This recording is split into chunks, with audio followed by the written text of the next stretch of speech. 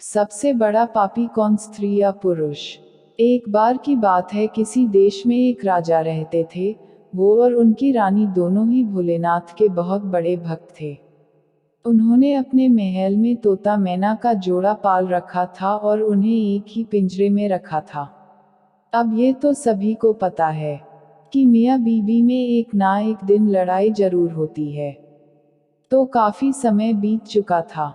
एक दिन मैना तोते से कहती है कि मैंने मान लिया कि यह पुरुष बड़े पापी होते हैं। ये बहुत ही बड़े धोखेबाज होते हैं। मौका मिलने पर यह कुछ भी कर सकते हैं। मैना की बात सुनकर तोता बोला, तू तो रहने ही दे, पुरुष उतने पाप नहीं कर सकता जितने पाप स्त्रियां करती है।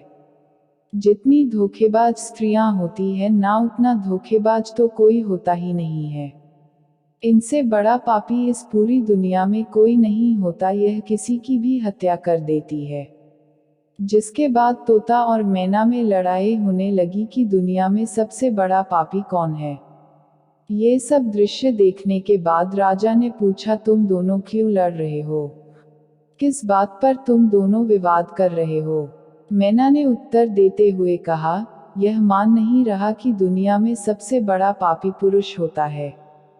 फिर तोते ने कहा, मैं कैसे मान जाऊं, क्योंकि सबसे बड़ी पापी स्त्रियां ही होती है। राजा ने दोनों से कहा, तुम किस कारण से ऐसा कह रहे हो?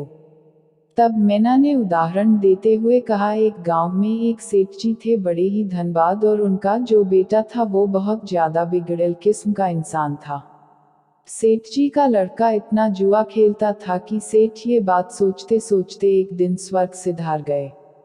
जब पिता जिंदा थे तो वह थोड़ा थोड़ा जुआ खेलता था, लेकिन पिता की मृत्यु के बाद वह मुक्त हो गया और आराम से दिन रात केवल जुआ ही खेलने लगा, जिसका परिणाम ये हुआ जुआ में सब कुछ हार गया। फिर वह लौटकर अपने गांव नहीं आया और किसी दूसरे गांव चला गया, जहां वो एक सेठ के घर जा पहुंचा और उसने कहा कि थोड़ा सा जल मिलेगा। जब सेठ ने उससे पूछा कि तुम कहां से आए हो, क्या करते हो, जिसके उत्तर में लड़के ने कहा, मैं व्यापारी हूं और जहाज से जा रहा था।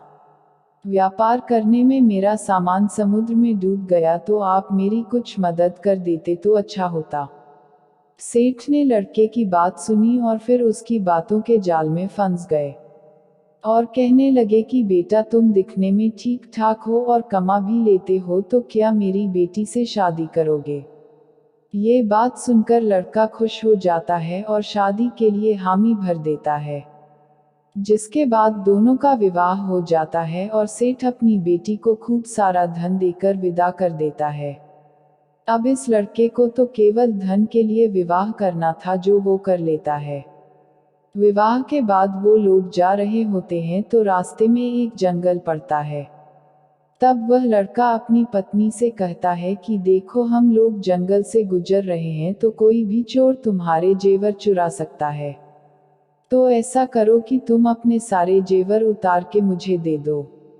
अब उसकी पत्नी ने उस पर भरोसा करके अपने सारे जेवर अपने पति को दे दिए। देती भी कैसे नहीं, क्योंकि वो उसका पति था। जिसके बाद उस लड़के ने अपनी पत्नी के जेवर एक कपड़े में रखकर अपनी कमर में बांध लिए। फिर वह सभी एक जगह आराम करने के लिए रुके। तब उस लालची लड़के के साथ आई दासी को उसने मार डाला और अपनी पत्नी को कुएं में गिरा दिया कि वह उसमें डूबने से मर जाएगी। वो वहां से चला गया, किंतु उसकी पत्नी मरी नहीं और कुएं से बाहर निकलने के लिए आवाज लगाती रही। कुएं के पास से एक आदमी गुजर रहा था। तब उसने किसी महिला की आवाज सुनी, तो उस व्यक्ति ने उस महिला को कुएं से जैसे तैसे करके बाहर निकाला। कुएं से बाहर निकालने के बाद महिला ने अपनी सारी जानकारी उस व्यक्ति को दी, जिस पर उस व्यक्ति ने महिला को उसके पिता के घर पहुंचा दिया।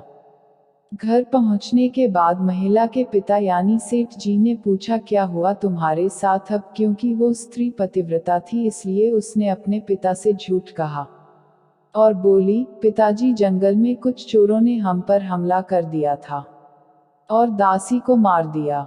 मुझे कुएं में धकेल दिया और पति का कुछ नहीं पता। बेटी की बातें सुनकर सेठ जी बोले, चलो कोई बात नहीं, भगवान सब सही कर देंगे।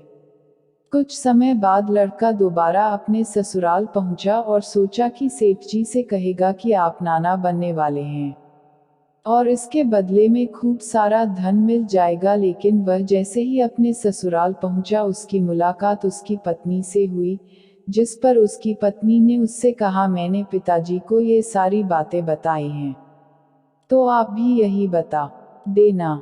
वो कहते हैं, ना आदत वालों की आदत नहीं जाती। उसने देखा कि उसकी पत्नी ने बहुत सारे जेवर पहन रखे हैं, तो उस लड़के ने पत्नी से कहा, तुम सो जाओ, सुबह मैं तुम्हें अपने साथ लेकर जाऊंगा।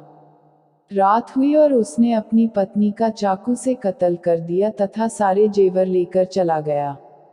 राजा को ये सब कहानी बताने के बाद मैना ने कहा कि इसलिए मैं बोलती थी कि पुरुष दुनिया का सबसे बड़ा पापी इंसान होता है।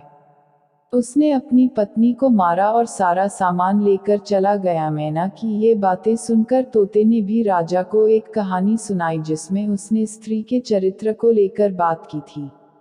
दोनों की बात सुनने के बाद राजा बोले, इस बात का उत्तर मैं देता हूँ कि कौन सबसे बड़ा पापी है। राजा आगे बताते हैं कि जिस इंसान की सोच उसके स्तर से नीचे गिर जाती है, वह इंसान पापी होता है, फिर वो भला पुरुष हो या स्त्री, क्योंकि इंसान पाप करने से पहले यह नहीं सोचता कि वह स्त्री है या पुरुष, उसे पाप करना चाहिए या नहीं। तो मित्रों, आपने जाना कि दुनिया का सबसे बड़ा पापी कौन है।